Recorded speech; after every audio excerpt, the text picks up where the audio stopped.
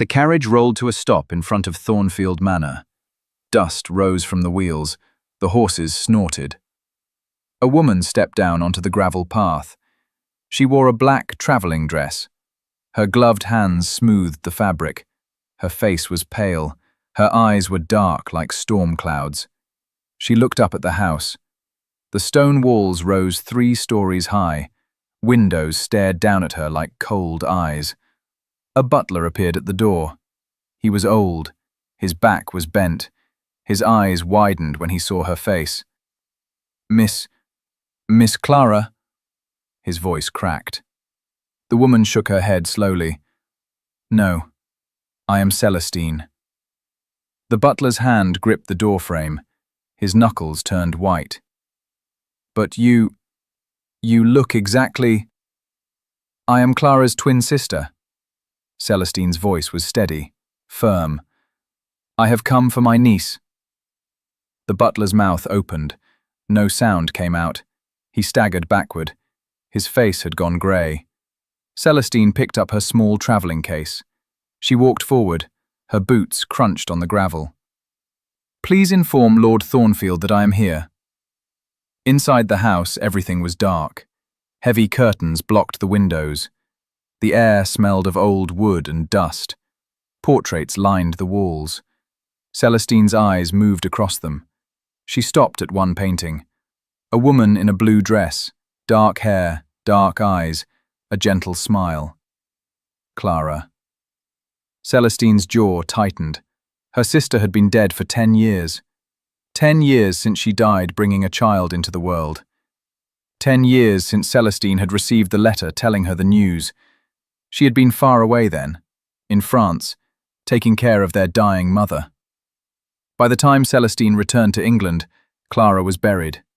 The funeral was over, and the man Clara had married, Lord Alistair Thornfield, had shut himself away in this manner with their daughter. Celestine had written letters, dozens of them. She asked to see the child, to help raise her, to honour Clara's memory. Every letter went unanswered. Until last month, a letter arrived from the girl herself. The handwriting was shaky, childish, but the words were desperate. "My aunt, please come. Father will not speak to me. The servants whisper. I am alone. I need you." The girl's name was Rosalind. She was 10 years old. Celestine had packed her bags that same day. Now she stood in the entrance hall of Thornfield Manor, waiting. Footsteps echoed from the staircase, heavy, slow.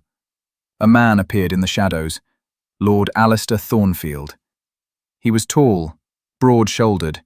His hair was dark with streaks of grey at the temples. His face was hard, sharp jaw, deep-set eyes. He wore all black, even his cravat was black. He stopped on the last step.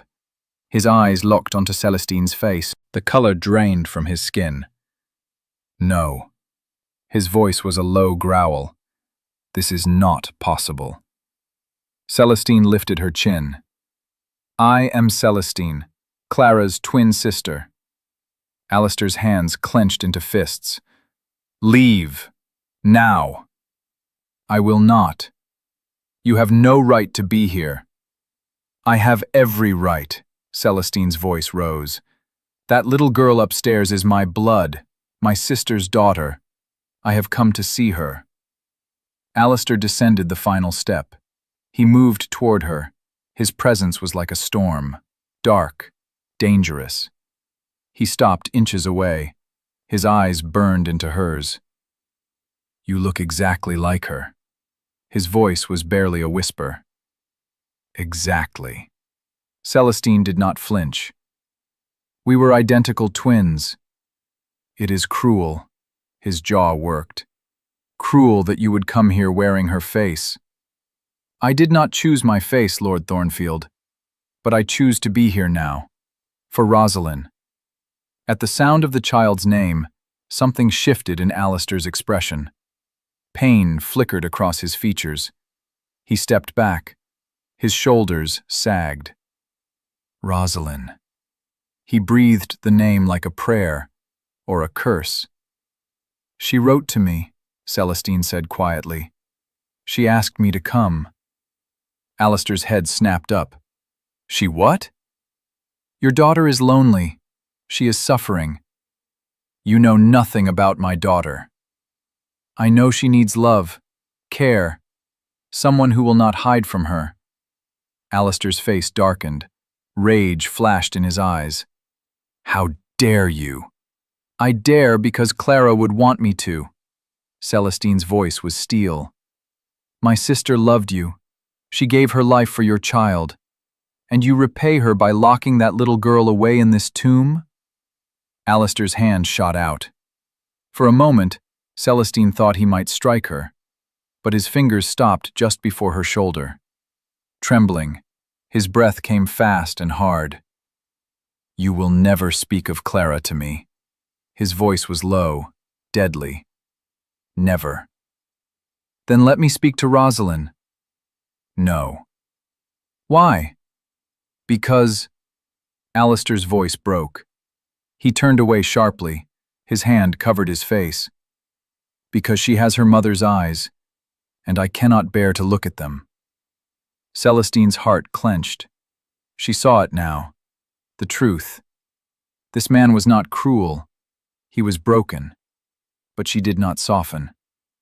You are her father, Celestine said. You do not have the luxury of grief, not when a child depends on you. Alistair's shoulders shook. He said nothing. Celestine picked up her case. I will stay in the village inn, but I will return every day, and I will see Rosalind, whether you allow it or not. She turned toward the door. Wait! Celestine stopped. Alistair's voice was rough, worn. Stay, one night. Meet her tomorrow, then decide. Decide what? Whether you truly wish to enter this house, this prison. Celestine looked back at him. His face was shadowed, his eyes were hollow. He looked like a man who had died years ago but kept walking. I have already decided, Celestine said softly. I am not leaving without her. The room they gave Celestine was at the end of the east wing. It was cold. The fireplace was unlit. A single candle burned on the bedside table. Celestine set down her case. She walked to the window. Outside, the moon hung low over the grounds. Gardens stretched into darkness. Everything looked wild, overgrown. She pressed her hand to the glass. Clara, she whispered. I am here. I will take care of her. I promise. A soft knock came at the door. Celestine turned. Come in. The door opened slowly. A young maid stepped inside. She carried a tray with tea. Her hands shook. The cups rattled. Miss, I brought you something warm. Thank you. The maid set the tray on the small table. She did not look at Celestine's face. Her eyes stayed on the floor. What is your name? Celestine asked gently. Mary, miss. How long have you worked here, Mary? 5 years, miss. Do you see Rosalind often? Mary's hands twisted in her apron. Not often, miss. She stays in the nursery. The governess brings her meals. The governess? Mrs. Grimes. She is... strict. Celestine's stomach tightened. Strict how? Mary's lips pressed together. She glanced at the door. I should not say, miss. Please, I need to know. Mary hesitated. Then she leaned closer. Her voice dropped to a whisper. The girl is not allowed to play, not allowed to laugh. Mrs. Grimes says she must be silent, always, because laughter disturbs the master. Celestine's hands curled into fists. Where is the nursery? Top floor, north wing. Thank you, Mary.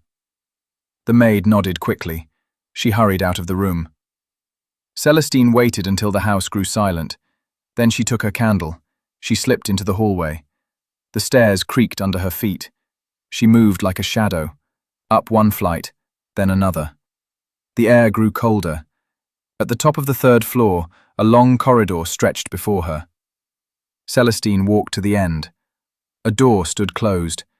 No light came from beneath it. She knocked softly. No answer. She tried the handle. It turned. The door opened. Inside, the room was small. A narrow bed stood against the wall. A wooden chair sat by the window, and in the bed, a small figure lay curled beneath the blankets. Celestine stepped inside. She set the candle on the chair. She knelt beside the bed. "Rosalind?" Her voice was soft. The child did not move. Celestine reached out. She touched the blanket gently.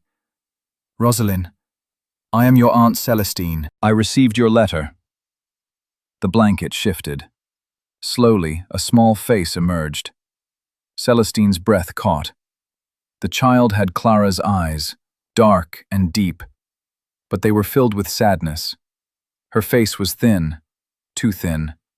Her hair was tangled. "Are you really my aunt?" The girl's voice was barely a whisper. "Yes. You look like the painting." "The painting?" "In the library, the one of my mother." Rosalind's eyes filled with tears. "Father says I must never go in there, but I sneak in sometimes, to see her face." Celestine's heart broke.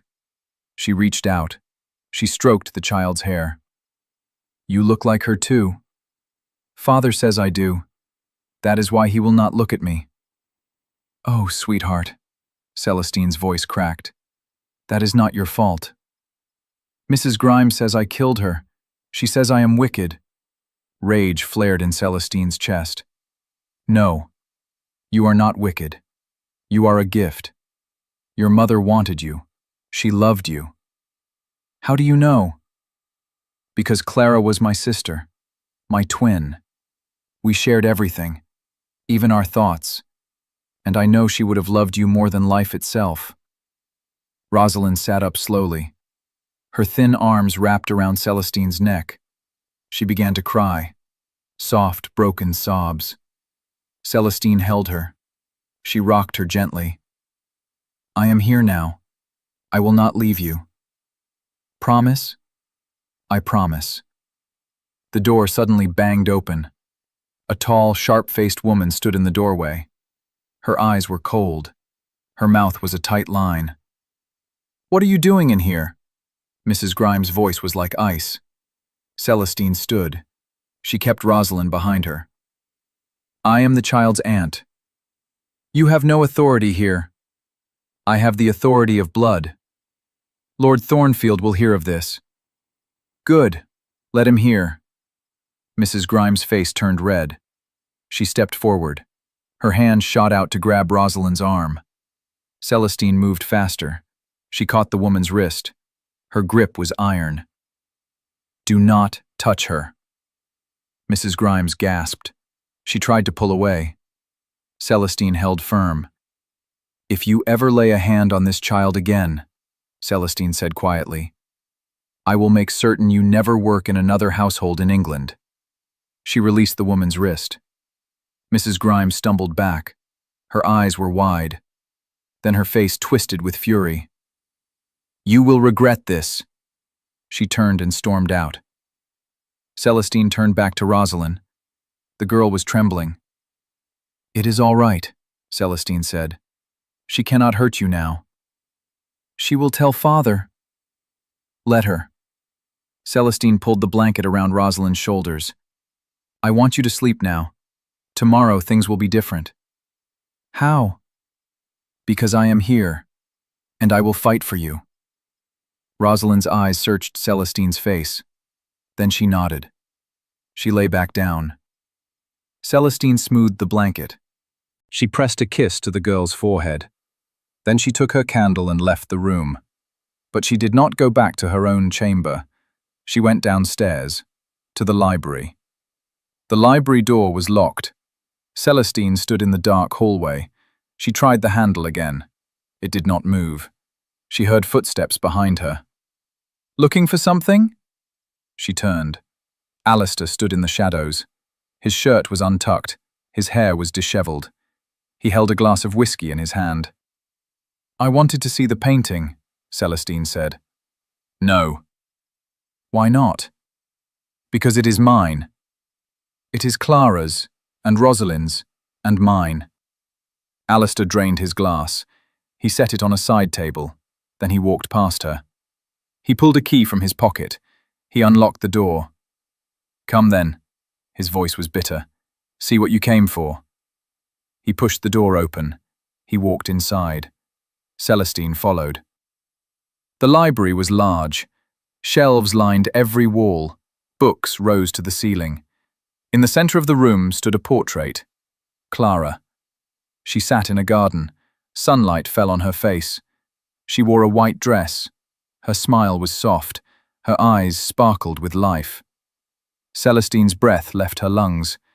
It was like looking into a mirror, but not quite. Clara's face was softer, happier. She looked like someone who had known love. Celestine had never had that look. She was beautiful, Celestine whispered. She was everything. Alistair's voice was rough. He stood beside her. His eyes were locked on the painting. I worshipped her. I would have given her the world. She did not want the world. She wanted you, and a child. And it killed her. No, childbirth killed her. That is not the same. Alistair's jaw clenched. She screamed for hours. I stood outside the door. I heard every sound, every cry, and I could do nothing. Celestine's throat tightened. I am sorry. Are you? He turned to her. His eyes were red. Because you stand here with her face, her voice, and it is like she has come back to haunt me. I am not Clara. I know, his voice broke, and that makes it worse. Celestine reached out. She placed her hand on his arm. Alistair, he jerked away. Do not touch me. You cannot live like this forever. I do not wish to live at all. His voice was hollow. I wish I had died with her. But you did not, and you have a daughter who needs you. She is better off without me. No, she is dying without you. Alistair's eyes widened. What? That child is starving for love, for kindness, for a father who will look at her, and instead you lock her away with a cruel woman who tells her she is wicked. Alistair's face went white. Mrs. Grimes said that? Yes. I will dismiss her. It is not enough. Then what do you want from me? Alistair's voice rose. His hands shook. What more can I give?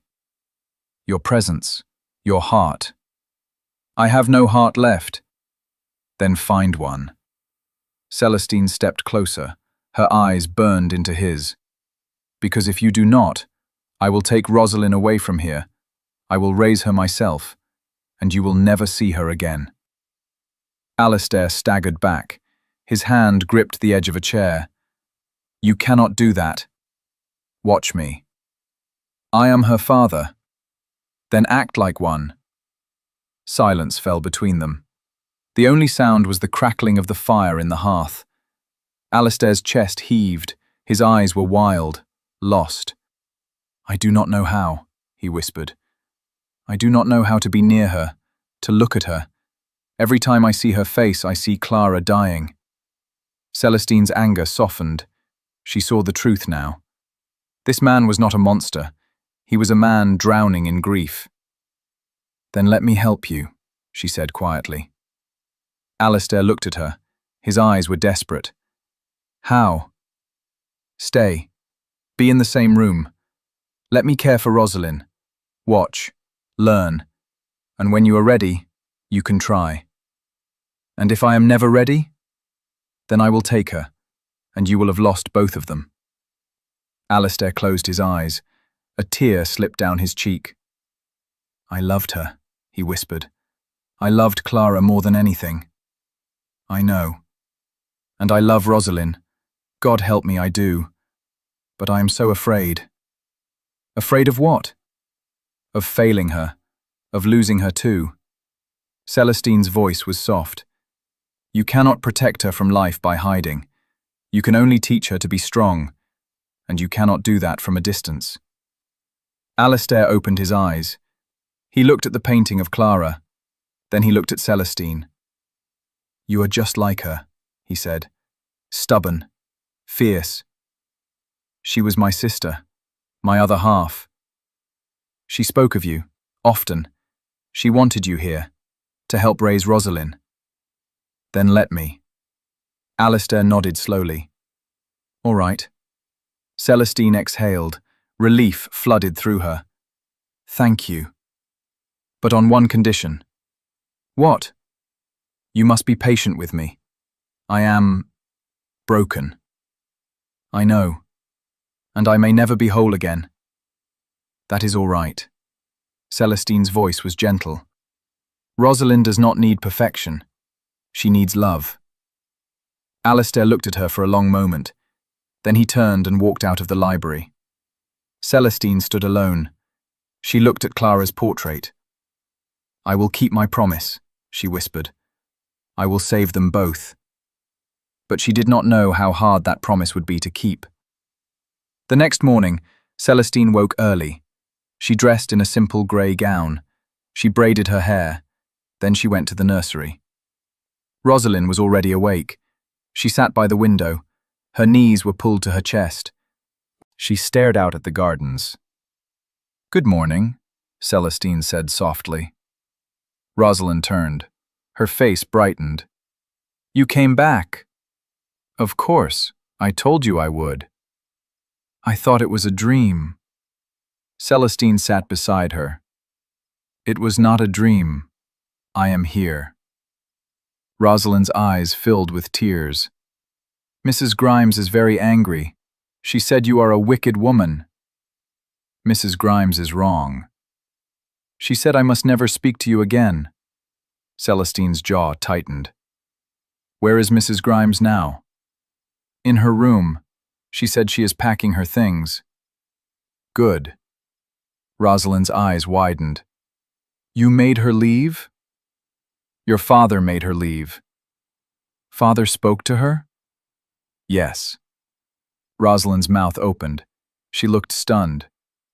"Father never speaks to anyone. He spoke last night, and he dismissed Mrs. Grimes." "Because of me?" "Because he loves you." Rosalind's face crumpled. She began to cry. Celestine pulled her close. She held her as the child sobbed. "It is all right," Celestine whispered. "Let it out." "I thought he hated me." "No, sweetheart. He does not hate you. He is just very sad." "Because of my mother?" "Yes." "I wish I could have known her." "You do know her. You have her eyes, her spirit, and I will tell you everything about her." Rosalind looked up. "Will you?" "Every day." A small smile touched the girl's lips. It was the first time Celestine had seen her smile. "Come," Celestine said. "Let us go downstairs. I want to see the gardens." "Mrs. Grimes said I am not allowed outside." "Mrs. Grimes is gone, and I say you are allowed." Rosalind's eyes sparkled. "Truly?" "Truly." They went downstairs together. Celestine held Rosalind's hand. The child's fingers were small and cold, but as they stepped outside into the sunlight, warmth began to return. The gardens were wild. Roses climbed over broken trellises. Ivy covered stone benches. But beneath the neglect, Celestine could see beauty. "This is where my mother sat," Rosalind said quietly. She pointed to a stone bench near a fountain. "I saw it in the painting." "Then let us sit there." They sat together. Celestine told Rosalind stories about Clara, about their childhood, about how they used to switch places to trick their tutors, about how Clara loved to paint, to sing, to dance in the rain. Rosalind listened with wide eyes. She laughed at some stories. She cried at others. And from a window on the second floor, Alistair watched. Days passed. Celestine stayed at Thornfield Manor. She spent every waking moment with Rosalind. They walked in the gardens. They read books in the library. Celestine taught Rosalind to paint, to sing simple songs. The child began to change. Her cheeks grew rosy. Her laughter returned. She was no longer a shadow. She was becoming a little girl again. But Alistair remained distant. He watched from doorways, from windows. He never came close. He never spoke. Until one afternoon. Celestine and Rosalind were in the music room. Celestine sat at the piano. She played a simple melody. Rosalind stood beside her. She tried to follow along. "No, sweetheart, this finger here." Celestine guided the child's hand. Rosalind giggled. "I am terrible at this." "You are learning. That is different." The door creaked open. Both of them turned. Alistair stood in the doorway. He looked awkward, uncertain. Rosalind's smile faded. She stiffened. Celestine stood. "Good afternoon, Lord Thornfield." Alistair cleared his throat. "I heard music. I thought—" He trailed off. His eyes flicked to Rosalind, then away. "Would you like to join us?" Celestine asked gently. "I do not wish to intrude." "You are not intruding. This is your home." Alistair hesitated. Then he stepped inside. He stood near the wall. His hands were clasped behind his back. Celestine sat back down at the piano. "Rosalind, shall we continue?" The girl nodded, but her movements were stiff now, nervous. Celestine played a few notes. Rosalind tried to follow. Her fingers stumbled. "It is all right," Celestine said softly. "Try again." Rosalind bit her lip. She tried once more. This time, she got it right. "Wonderful," Celestine smiled. A soft sound came from the corner. Alistair had made a noise, almost like a laugh, but it caught in his throat. Celestine looked at him. His eyes were on Rosalind. For the first time, he was truly seeing her. "She is talented," Celestine said quietly. "She is." Alistair's voice was rough. Rosalind's head turned. She looked at her father. Her eyes were wide, hopeful. "Father?" Her voice was small. Alistair's throat worked. He opened his mouth, but no words came out. Celestine saw the panic in his eyes. He was retreating again. "Rosalind," Celestine said quickly, "why don't you play the melody for your father?" The girl's attention shifted back to the piano. She placed her fingers on the keys.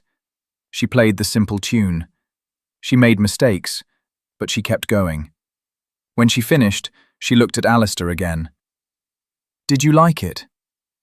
Alistair's jaw clenched. He nodded once. "It is not very good yet," Rosalind said, "but Aunt Celestine says I will improve." "I am sure you will." His voice was barely audible. Rosalind's face lit up. It was the first time her father had spoken directly to her in years. Celestine saw tears in the child's eyes, and in Alistair's. "Rosalind," Celestine said gently, "why don't you go to the kitchen? Cook promised to show you how to make biscuits." "Now?" "Yes, I will come find you in a little while." Rosalind hesitated. She looked at her father once more. Then she nodded. She slipped out of the room. The door closed softly. Alistair's shoulders sagged. He leaned against the wall. His hand covered his face. Celestine stood. She walked to him. "You did well." I said 3 words. "That is more than you have said in 10 years. It is not enough. It is a start."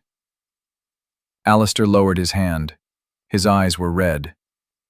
"I cannot do this." "Yes, you can. You do not understand.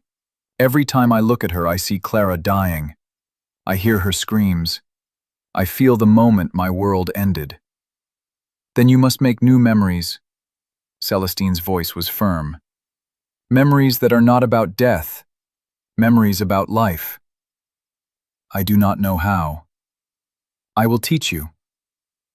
Alistair looked at her. His eyes searched her face. "Why are you doing this?" "Because Clara would have wanted me to." Is that the only reason? Celestine paused. She had asked herself that question many times over the past week. At first, she had come for Rosalind, for her sister's memory. But now? Now she saw a man who was broken, a man who needed saving just as much as his daughter did. And something inside her wanted to save him. No, she said quietly. It is not the only reason. Then what is the other reason? Because I believe you can be whole again, and I want to see it.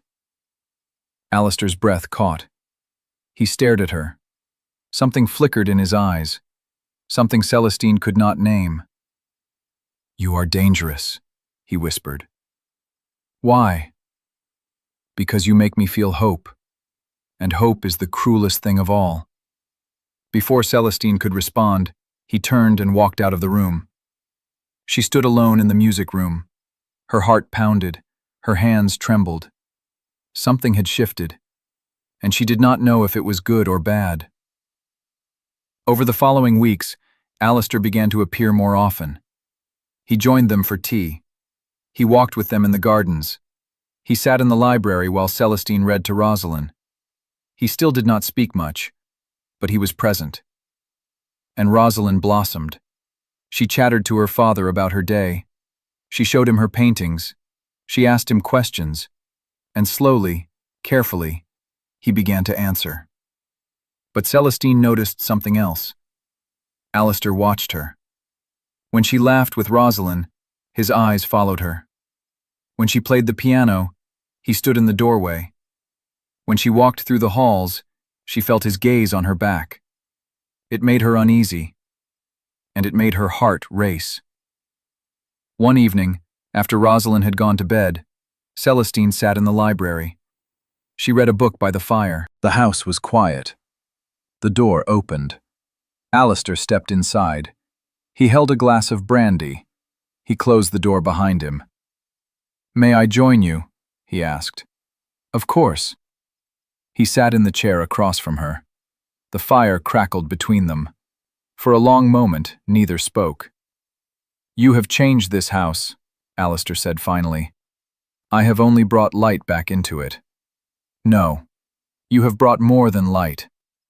Celestine set down her book. "What do you mean?" "You have brought life, warmth. Rosalind laughs now, she sings, she is happy. She is happy because her father is here. She is happy because you are here." Celestine's chest tightened. "I am glad I came." "So am I." Alistair's voice was soft. He looked into the fire. "I did not want you here at first. I thought you would destroy me. And now? Now I think you might save me." Celestine's breath caught. "Alistair, I know it is wrong." He turned to her. His eyes were dark, intense. "I know I should not feel this way. You are Clara's sister. You should be nothing more to me than that." "Then what do you feel?" "I feel alive." His voice was raw. "For the first time in 10 years, I feel something other than pain, and it terrifies me." Celestine's hands gripped the arms of her chair.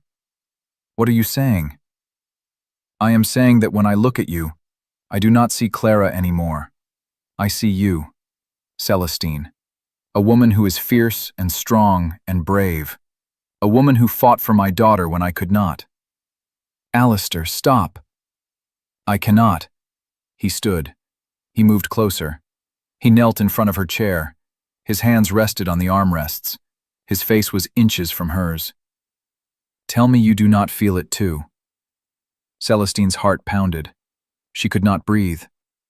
"This is wrong." "I know. I came here for Rosalind." "I know.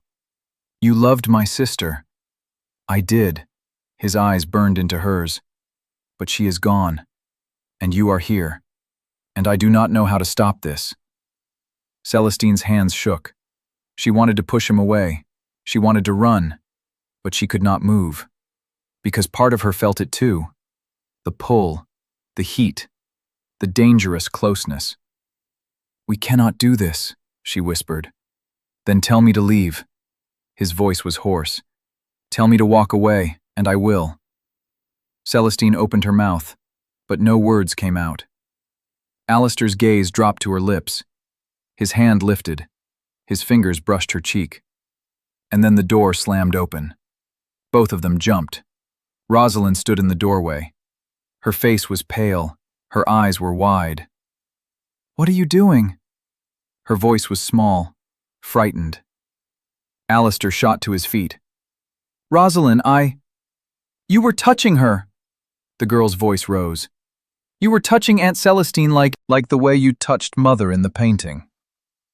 "No, sweetheart, it is not. Are you going to forget Mother?"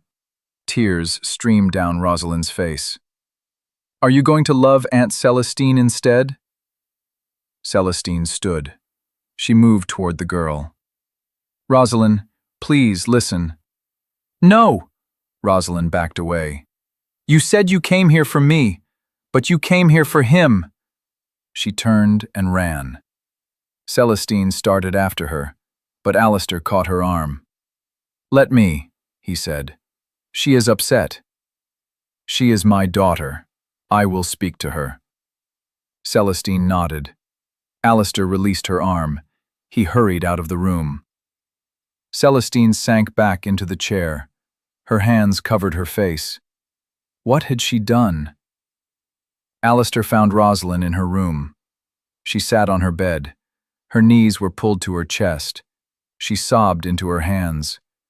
He stood in the doorway. His heart broke. "Rosalind," he said softly. "Go away." "I cannot."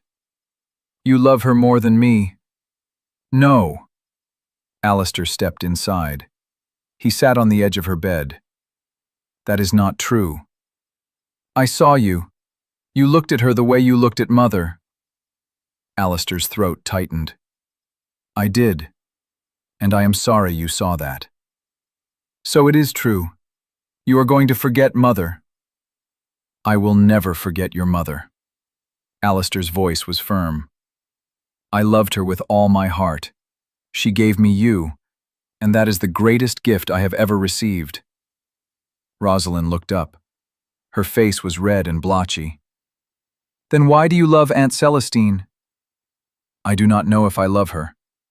I only know that she makes me feel something I thought I would never feel again." "What?" "Hope." Rosalind's lip trembled. "Does that mean I am not enough?" "Oh, sweetheart." Alistair pulled her into his arms. "You are everything. You are the reason I am still alive, and I am so sorry I have made you feel otherwise."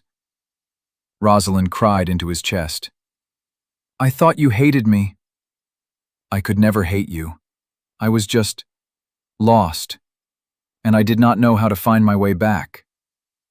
"Did Aunt Celestine help you?" "Yes, she did." Rosalind pulled back. She looked at her father. "Do you think Mother would be angry?" "About what?" "About you feeling something for Aunt Celestine." Alistair's breath left him. He thought about Clara, about her smile, her kindness, her love. "No," he said quietly. "I think your mother would be happy. She loved Celestine. She would want us to be cared for, to be happy." "Even if it means you love someone else?" "I do not know if it is love, but even if it is, yes, I think she would understand."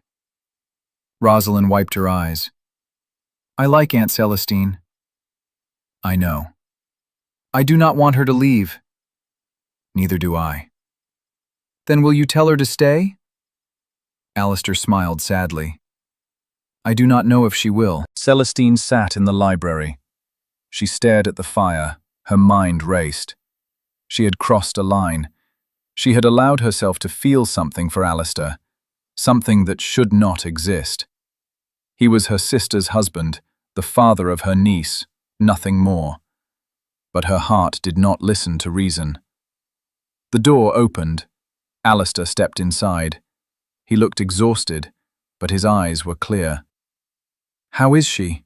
Celestine asked. "She is asleep. We talked." "Good." Alistair sat across from her. He leaned forward, his hands clasped between his knees. I owe you an apology. No, I am the one who should apologize. I should have stopped it before. Before what? Alistair's eyes met hers. Before I told you the truth? Before I admitted that I feel something for you? It is wrong. Perhaps, but it is also real. Celestine stood. She paced the room. I came here for Rosalind, not for this. I know, and if you want to leave, I will not stop you. Celestine stopped. She turned to him.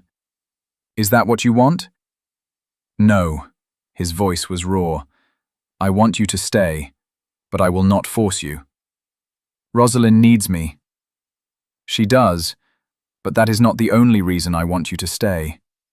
Celestine's chest tightened. What is the other reason? Alistair stood. He walked to her. He stopped inches away. Because I need you too. You loved Clara. I did, and I always will. But she is gone, and you are here, and I cannot pretend that I do not feel this. What do you feel? I feel alive when you are near. I feel hope when you smile. I feel whole when I see you with Rosalind. His hand lifted. He cupped her cheek. I feel like I can breathe again. Celestine's eyes filled with tears. This is not fair. I know. Clara should be here, not me. But she is not, and you are. And I think she would want us to live, to be happy. How can you be sure? Because she loved you. She told me once that if anything ever happened to her, she wanted you to take care of us. She wanted you to be part of Rosalind's life. Celestine's breath hitched. She said that? Yes, and I think she would understand this too. Celestine closed her eyes. Tears slipped down her cheeks. I am scared. So am I. What if this destroys everything? What if it saves us? Celestine opened her eyes. She looked at him. His face was open, vulnerable. He was giving her his heart, his broken, fragile heart, and she realized she wanted it. I do not know how to do this, she whispered. Neither do I, but we can learn, together. Celestine's hand lifted. She touched his face. I did not come here expecting to feel this. I know. I only wanted to help Rosalind. You did. You saved her. And you saved me. Celestine's fingers trembled against his skin. What happens now? We take it one day at a time. We be honest. We be careful. And we see where this goes. And Rosalind? We tell her the truth. That we care about each other. That it does not mean we love Clara any less. And that she is the most important person in both our lives. Celestine nodded slowly. All right. Alistair's thumb brushed her cheek. All right? Yes. He smiled. It was the first real smile she had seen on his face. Thank you. For what? For coming here. For fighting for us. For giving me a reason to live again. Celestine's tears fell faster, but she smiled through them. You are welcome. Alistair leaned forward. His forehead touched hers. They stood there in the firelight, two broken people finding each other in the darkness. And for the first time in 10 years, the house felt like a home. But happiness is a fragile thing. 2 weeks later, a letter arrived. Celestine found it on the breakfast table. It was addressed to her. The handwriting was unfamiliar. She broke the seal. She read the words. Her blood ran cold. What is it? Alistair asked. He sat across from her. Rosalind was beside him. They were eating toast and jam. Celestine folded the letter quickly. Nothing. Just a note from an old friend. But her hands shook. Alistair frowned. You look pale. I am fine. Celestine, I said I am fine. Her voice was sharper than she intended. Rosalind looked up. Her eyes were wide. Celestine forced a smile. I am sorry, sweetheart. I am just tired. But she was not tired. She was terrified.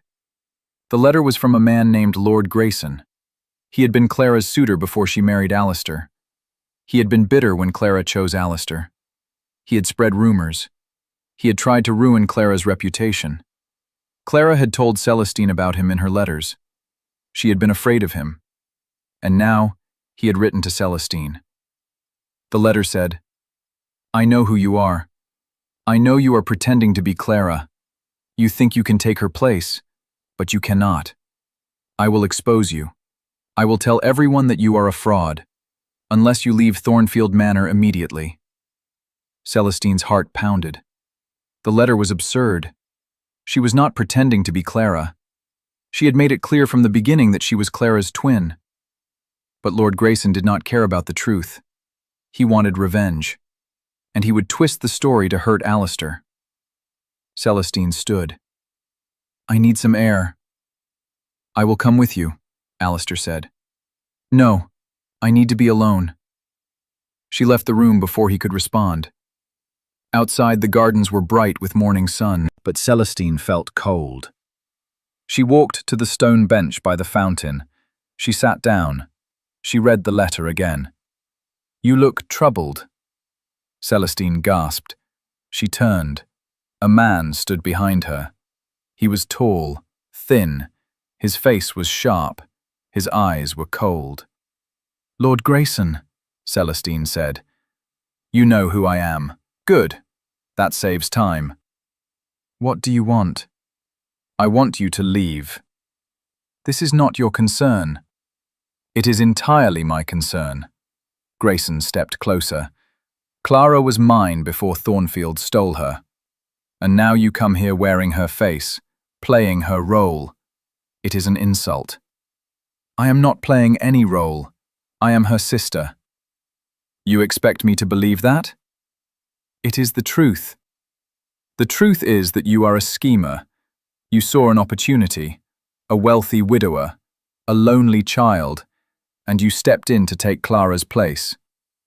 Celestine stood, her fists clenched. You know nothing about me. I know enough, and I will tell everyone what you are doing. I will ruin Thornfield's name, and yours. Why? What do you gain from this? Grayson's smile was cruel. Revenge. Thornfield took Clara from me. Now I will take everything from him. You are mad. Perhaps, but I am also powerful, and I will destroy you if you do not leave. Before Celestine could respond, a voice rang out. Get away from her. Alistair strode across the garden. His face was dark with rage. He stepped between Celestine and Grayson. You are trespassing, Alistair said. I am merely visiting an old friend. You are no friend of this family. Clara was my friend, before you poisoned her mind. Alistair's fist flew forward. It connected with Grayson's jaw. The man staggered back. He fell to the ground. Leave my property, Alistair said. His voice was deadly calm. If you ever come near my family again, I will have you arrested. Grayson wiped blood from his lip. He stood slowly. This is not over. Yes, it is. Grayson shot Celestine one last look. Then he turned and walked away. Alistair turned to Celestine. Are you all right? Yes. What did he say to you? Celestine hesitated. Then she handed him the letter. Alistair read it. His face darkened. He thinks you are pretending to be Clara. Yes. That is absurd. I know, but he does not care about the truth. He wants to hurt you. Alistair's jaw clenched. He cannot. We have done nothing wrong. But people will believe him. They will say I am a fraud. They will say you have been deceived. Then we will prove them wrong. How? By living our truth, by being together, by showing the world that we have nothing to hide. Celestine's throat tightened. I do not want to bring scandal to your family. You are part of this family now. Alistair took her hands, and I will not let Grayson destroy that. Celestine looked into his eyes. She saw determination, strength, love. All right, she whispered. But deep down, she was afraid. Lord Grayson did not stay silent. Within days, rumours spread through the village, through the county, through London. People whispered that Celestine was an impostor, that she had tricked Lord Thornfield, that she was after his fortune. Letters arrived at Thornfield Manor. Some were curious, some were cruel. All of them asked the same question. Was Celestine truly Clara's sister, or was she a con artist? Alistair burned the letters, but Celestine knew the damage was done. One afternoon she found Rosalind crying in her room. What is wrong, sweetheart? Celestine asked. The cook's daughter said you are a liar. Rosalind's voice was choked with sobs. She said you are pretending to be my mother. Celestine's heart shattered. She pulled the girl into her arms. That is not true. I would never pretend to be your mother. I am your aunt. I am Clara's twin sister. But why do people say it? Because there is a man who wants to hurt your father, and he is spreading lies. Can we stop him? We are trying. I do not want you to leave. I am not going anywhere. But even as she said the words, Celestine wondered if they were true. That evening, she spoke to Alistair in the library. I think I should go, she said. Alistair's head snapped up. What? The rumours are destroying your reputation. Rosalind is being hurt. This will not stop unless I leave. No. Alistair stood. He crossed the room. He gripped her shoulders. I will not let you go. Alistair, please. No. We have done nothing wrong. We will not let Grayson win. But how do we stop him? We prove the truth. How? Alistair's eyes burned into hers. We show everyone that you are Clara's sister, that you are here for Rosalind, and that you are not hiding anything. But people will not believe us. Then we make them believe. How? Alistair paused. Then he said quietly, We marry. Celestine's breath left her lungs. What? Marry me, Celestine. Show the world that this is not a scandal, that this is a family, that you are meant to be here. Alistair, I cannot. Why not? Because people will say I am replacing Clara. They will say you have forgotten her. I do not care what people say. I care about you, and Rosalind, and us. Celestine's eyes filled with tears. This is too fast. Then we wait. But promise me you will not leave. Celestine looked at him. His face was desperate, pleading. She wanted to say yes, she wanted to stay, but fear gripped her heart. I need time to think, she whispered. Alistair nodded. He released her shoulders. Take all the time you need, but know this. I love you, and I will fight for you. Celestine's tears fell. You love me? Yes. How can you be sure? Because I wake up every day thinking of you. Because I see you with Rosalind and my heart feels whole. Because when you smile, the darkness lifts. And because I cannot imagine a future without you. Celestine covered her mouth. A sob escaped. Alistair stepped closer. He wiped her tears. I know it is complicated. I know it is messy. But love is messy, and I am done pretending I do not feel it. I love you too, Celestine whispered. God help me, I do. Alistair's face broke into a smile. He pulled her into his arms. He held her tightly. Then stay, he murmured into her hair. Please stay.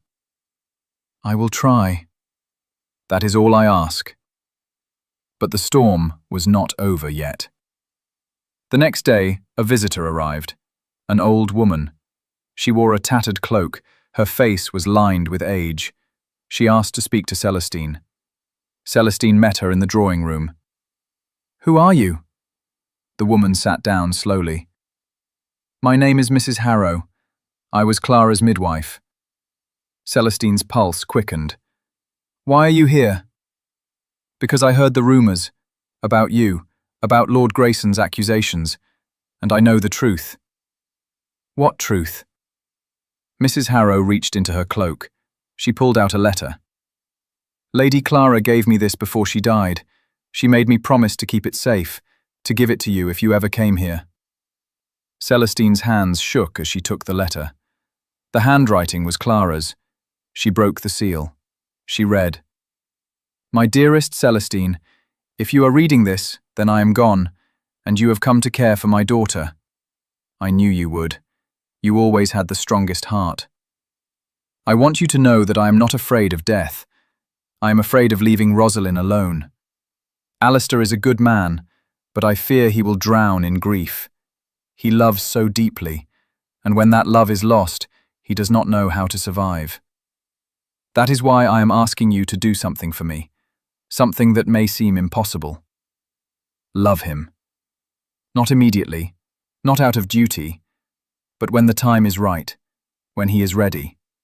Help him live again. Help him find joy. Help him be the father Rosalind needs.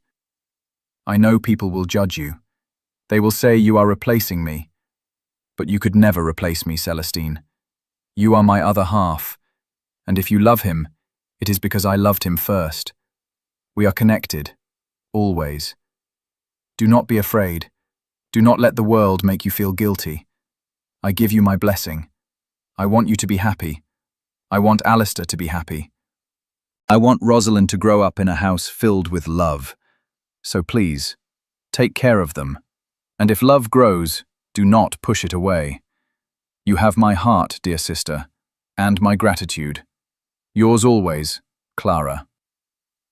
Celestine's tears fell onto the paper. Her hands trembled.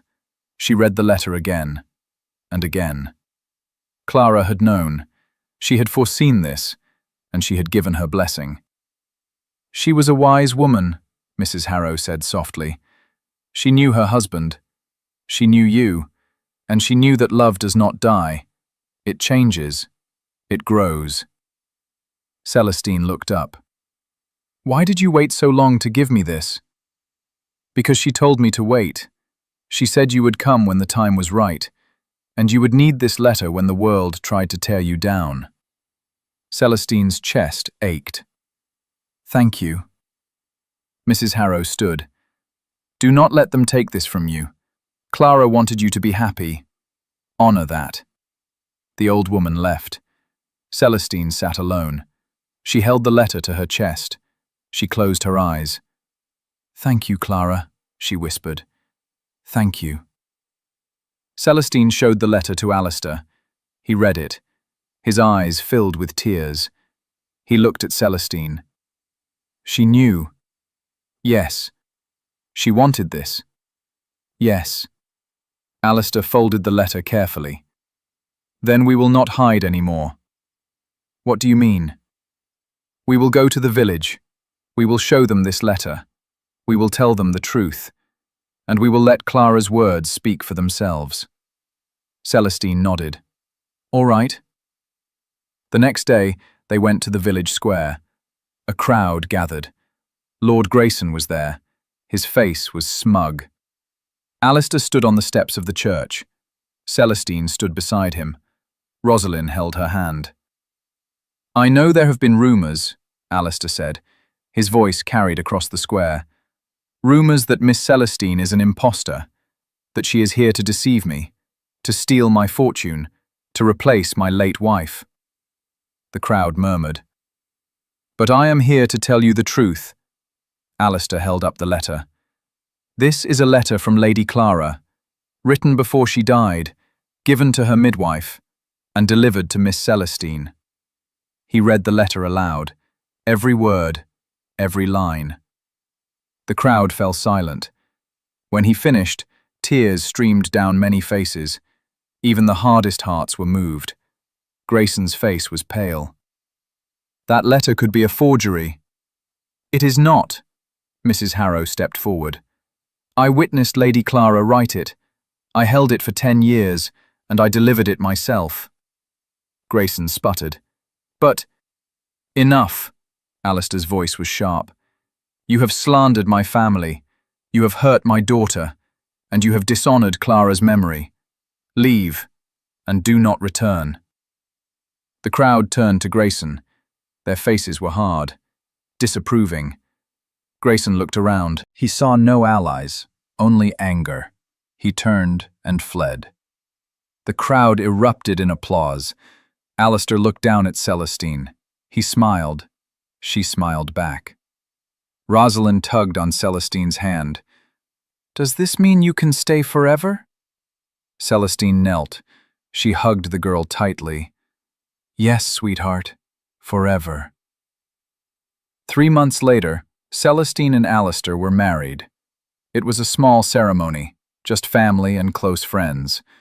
Rosalind stood between them. She held both their hands. When the vicar pronounced them husband and wife, Rosalind cheered. The small crowd laughed. Alistair kissed Celestine. It was soft, tender, full of promise. "I love you," he whispered. "I love you too." They returned to Thornfield Manor, but it was no longer a tomb. It was a home. The curtains were open. Sunlight filled the rooms. Laughter echoed through the halls. Celestine painted with Rosalind. Alistair taught her to ride horses. They had picnics in the garden. They read books by the fire. And every night before Rosalind went to bed, Celestine told her stories about Clara, about her kindness, her laughter, her love. "I wish I could have met her," Rosalind said one night. "You carry her inside you," Celestine said. "In your eyes, your smile, your heart. She is always with you." Rosalind smiled. "I am glad you came, Aunt Celestine." "So am I." "Are you happy?" "Very happy." "Good, because I love you." Celestine's eyes filled with tears. "I love you too, sweetheart." She kissed Rosalind's forehead. She turned out the light. She left the room. Alistair was waiting in the hallway. He took her hand. "She is asleep?" he asked. "Yes." "Good." He led her to their bedroom. He closed the door. He pulled her into his arms. "Thank you," he said. "For what?" "For saving us, for loving us, for giving me a reason to live." Celestine smiled. "You gave me a reason too." They stood together in the moonlight, two broken souls made whole. And somewhere, Celestine felt Clara's presence, her blessing, her love. "Thank you, sister," Celestine whispered into the night. "Thank you for trusting me with your family." The wind rustled the curtains. A soft breeze swept through the room, and Celestine smiled. Rosalind was 20 years old. She was beautiful, strong, kind. She had her mother's eyes and her father's strength. She stood in the garden. Beside her was a young man. He held her hand. He looked at her with adoration. "Father will approve," Rosalind said. "Are you sure?" The young man looked nervous. "I am sure." They walked toward the house. Alistair and Celestine sat on the terrace.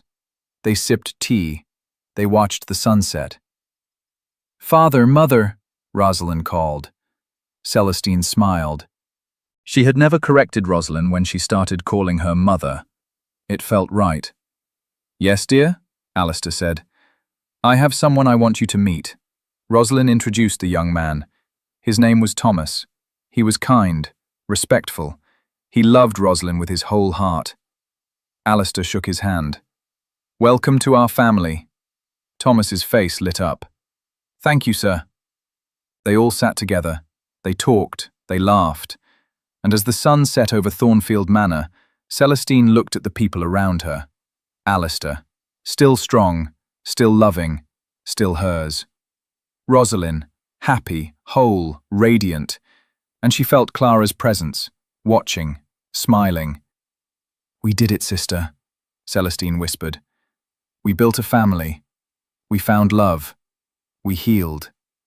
The stars began to appear, one by one, like blessings from above, and Celestine knew without a doubt that she was exactly where she was meant to be.